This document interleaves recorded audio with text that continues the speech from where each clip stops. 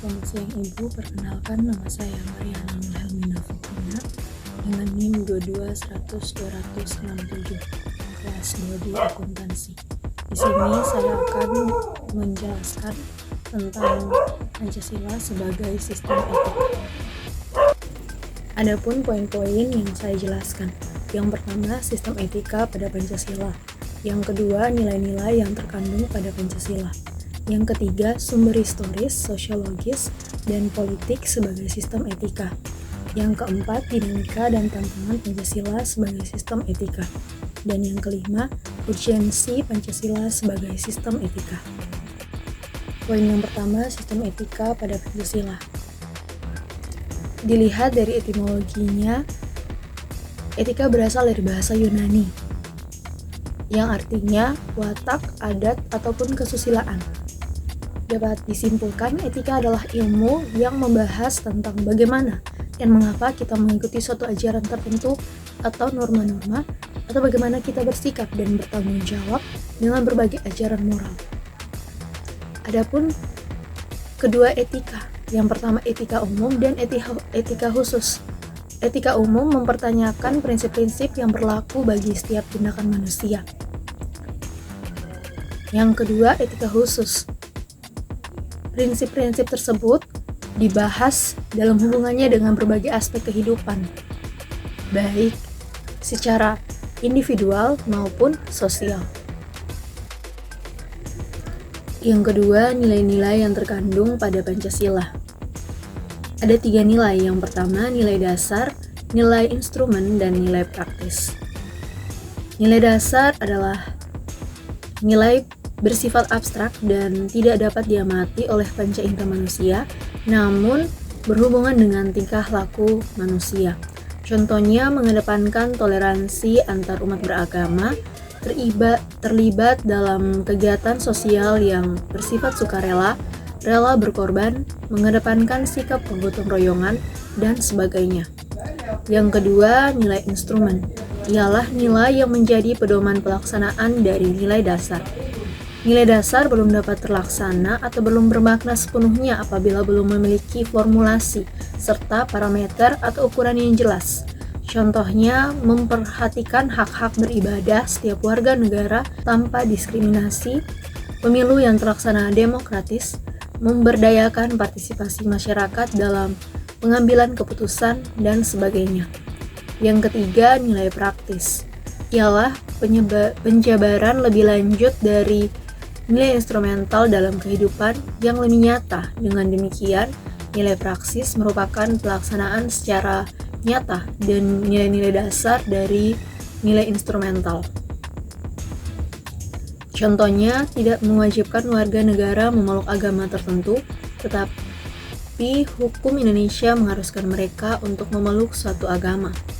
Pengakuan martabat manusia, menghapus kekuasaan yang tidak diperoleh secara sah, dan sebagainya. Yang ketiga, sumber historis, sosiologis, dan politis.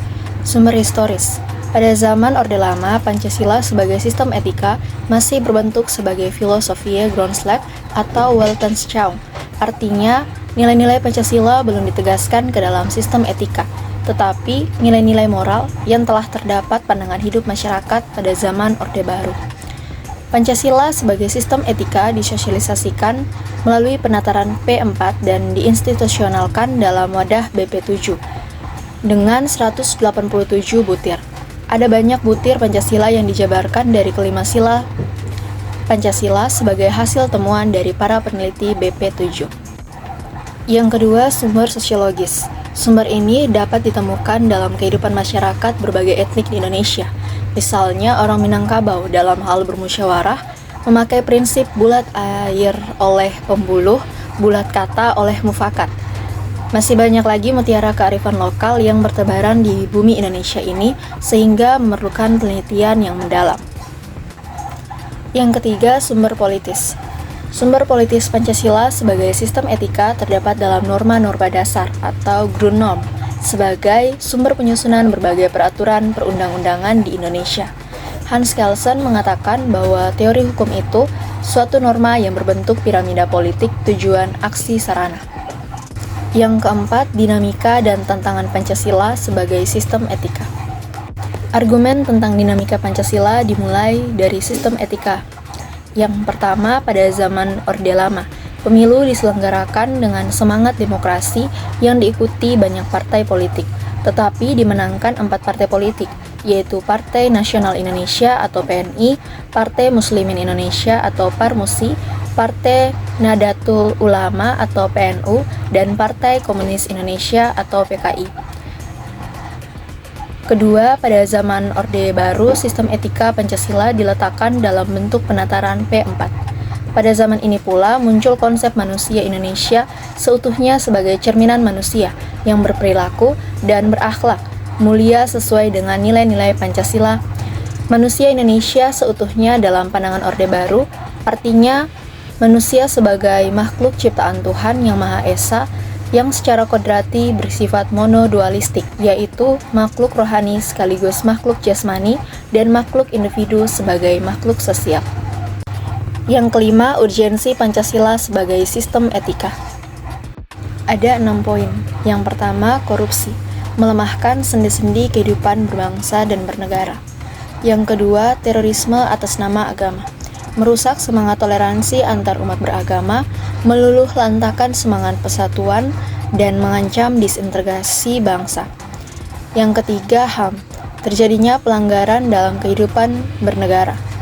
Yang keempat, kesenjangan kelompok masyarakat, antar masyarakat kaya dan miskin, menandai kehidupan masyarakat Indonesia. Artinya ada kesenjangan antara masyarakat kaya dan miskin. Yang kelima, hukum, ketidakadilan masyarakat masih mewarnai peradilan Indonesia, di mana hukum lebih tajam ke bawah dan tumpul ke atas. Dan yang terakhir, pajak. Banyak orang kaya yang tidak bersedia membayar pajak dengan benar. Sekian penjelasan dari saya. Apabila ada salah kata, saya mohon maaf.